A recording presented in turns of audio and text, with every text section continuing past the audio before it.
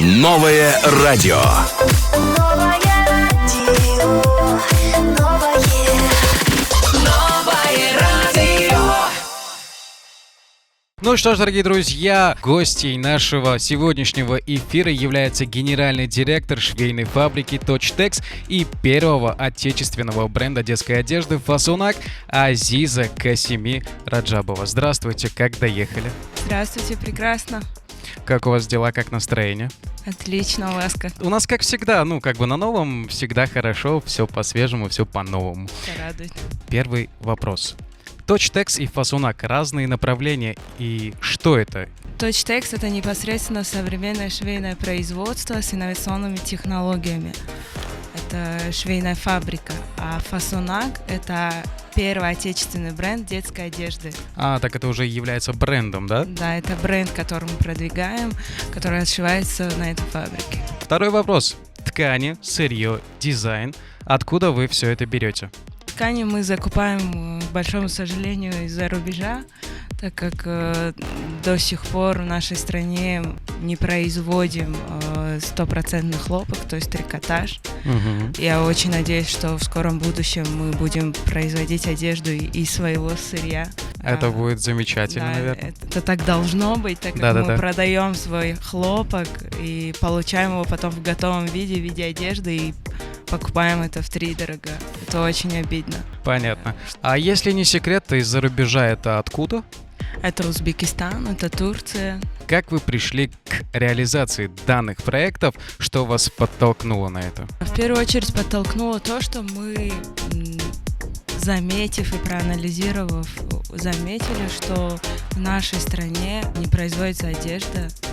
И почему мы это не можем сделать, как и в других странах? Почему мы не можем производить ее сами и качественно отшив продавать по доступным ценам? Что нам мешает? У вас вещи исключительно женские или есть мужские тоже? Фасунак — это детский бренд одежды. В ближайшем будущем планируется и одежда для взрослых, то есть для мужчин и женщин. Понятно. Просто я знаком тоже с таджикскими брендами, такими как Джома.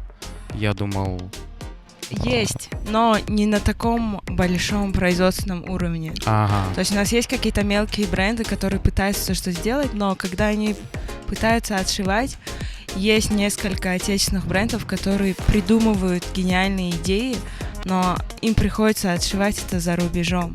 У нас нет именно производственного цикла полного в Таджикистане. Это получается, у них есть идея, да, но они как бы обращаются к другим странам для реализации, да, а потом уже как бы привозят в свою страну. Да, привозят, и, соответственно, у них затраты происходят, и цена потом увеличивается.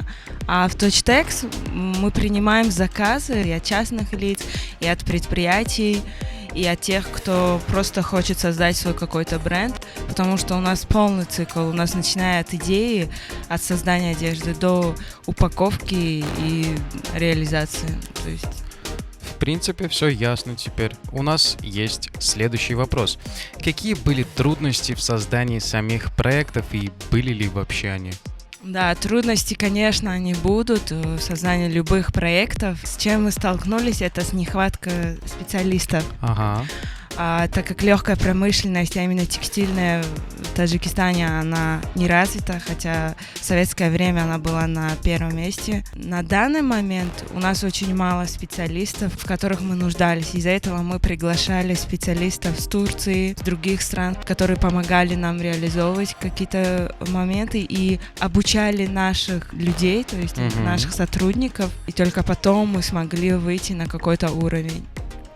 В принципе, ясно. Учение, свет, как говорится. Нужно развивать текстильную промышленность именно в Таджикистане. Молодые студенты, они потом закончат и найдут себе работу. Да, достойную работу, да. Рынок сбыта продукции.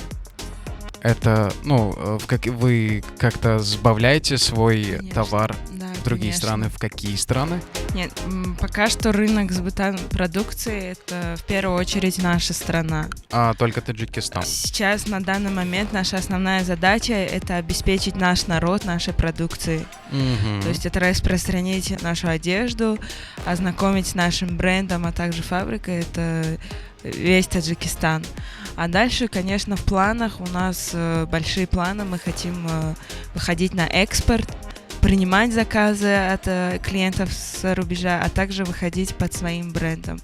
Это считается как бренд, так, да? Да, то есть Фасунак и бренд, который взрослой одежды мы вот в ближайшем будущем запустим. В принципе, ясно. Следующий вопрос. Кто вы по профессии и ваша деятельность? Я сама закончила британскую высшую школу дизайна, профессия промышленный дизайнер. Именно промышленный дизайнер, то есть это дизайнер, который работает именно в большом производстве, учитывая весь цикл производства от А до Я, грубо говоря, в котором распределять обязанности, в котором нужно соединять все эти отделы, и только потом ты получишь конечный итог. Пока мы учились, у нас была большая практика, мы изучали все производства, то есть это мебельные, это ювелирные, это свет, это посуда, это все, что человек изготавливает и использует в своей жизни, то есть поэтому я и работаю сейчас в промышленном. Понятно. А как долго вы учились? 4 года. 4 года. Да. Вы учились в Таджикистане или же за пределами? Нет, да, в Британии. А, прям в Британии? Да. Понятно, ясно, это очень хорошо.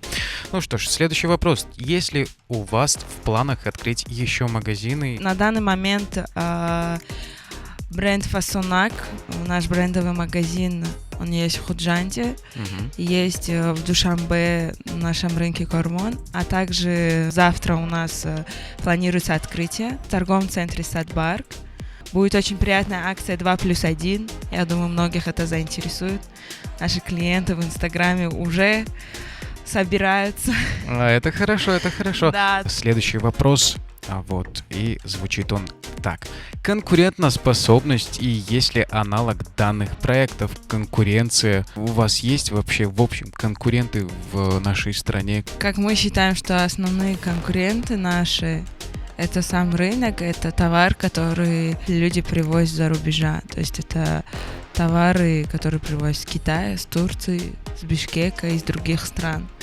То есть пока мы не вытесним их, они по-прежнему остаются нашими конкурентами. Но мировоззрение таджикского человека идет так, что он поддержит своего предпринимателя, он поддержит свой бренд. Пойдя на базар, если он увидит футболку, на которой написано Нью-Йорк, Сан-Франциско, Париж там, или еще что-то, и рядом будут футболки наши, которые очень хорошо идут, Душанбе, Кулоп, Помир, и там все это в таком детском принте, которых самих детей это интересует, и они сами хотят такой футбол купить. То есть человек сам заинтересуется. Мы не навязываем такое, конечно, это как одна из линейка нашего бренда, это какая-то изюминка таджикская. А так мы производим такие же вещи, которые не уступают по качеству и по цене дорогих брендов, которые привозят у нас.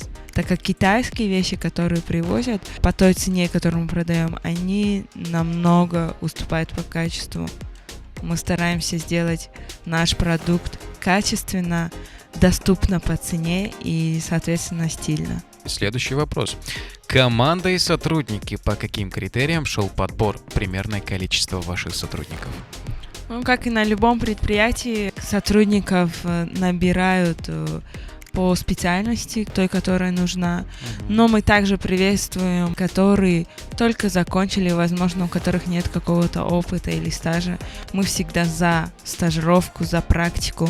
Даже тех самых швей. Мы набираем швей, у нас есть отдельная линейка, которая проходит обучение месяц. Только потом они приступают к основной работе.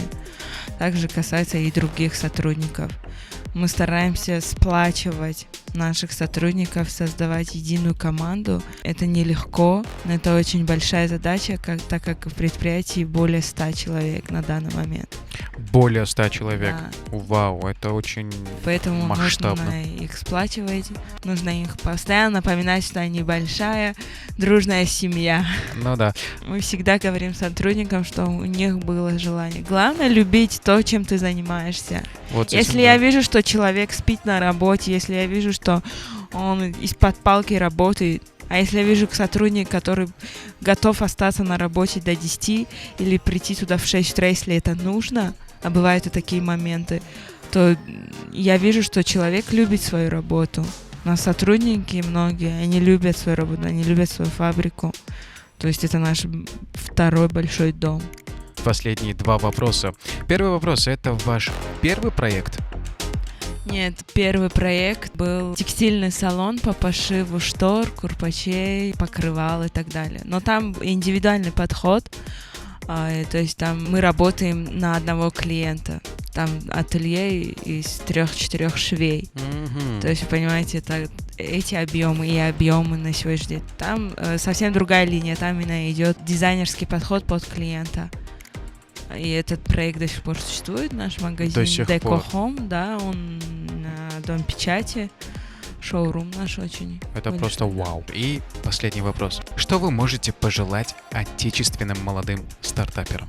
Прежде всего хочу пожелать успеха, конечно же, и не бояться, не сдаваться и развиваться во благо нашей страны, так как я сама изначально, когда закончила университет, горела желанием уехать и жить за границей. Но только спустя некоторое время ты понимаешь, что ты должен развиваться внутри своей страны во благо и поднимать свою страну. Только потом ты можешь подумать куда-то уехать, потому что у нас, как говорят зарубежные специалисты, непаханное поле, на котором можно ставить такие проекты грандиозные. И нужно просто не бояться. Я знаю, что это очень сложно. И самое главное, поддерживать друг друга.